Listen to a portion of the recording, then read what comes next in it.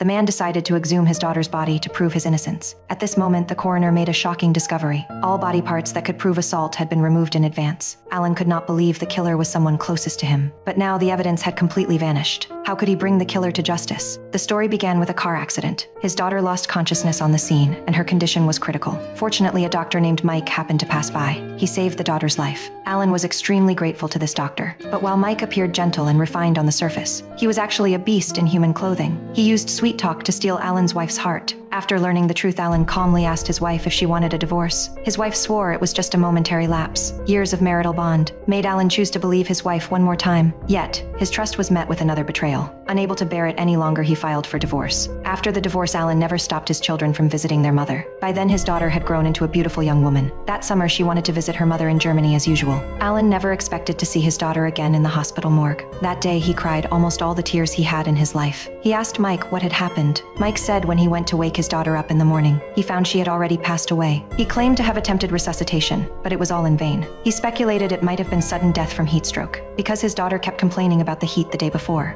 Alan's ex-wife calmly said maybe the autopsy report would reveal the truth. Alan was suspicious, but without proof, he could not say much. However, that autopsy report did not reach him until after his daughter's funeral. He called his ex-wife to ask what was going on. His ex-wife then mailed the autopsy report to France, but as Alan had the content translated, he felt as if struck by lightning, because the autopsy report showed his daughter died around 3 a.m. 3 to 4 hours later, her stepfather Mike had injected her with several types of medication. This so-called rescue seemed highly suspicious for a doctor. What tore Alan apart even more was the report showed injuries and abnormal fluids in his daughter's private areas. This indicated his daughter might have been raped before her death. He hurried to consult a medical professor for confirmation. The professor also believed rape was highly likely, so Alan hired a few men. They knocked out Mike while he was taking out the trash and dragged him away. Then, while the border guards were distracted, Alan slammed on the accelerator and sped off. By the time they reacted and tried to pursue, Alan had already driven into French territory. This time, Mike was utterly terrified, but Alan believed he was only afraid of dying.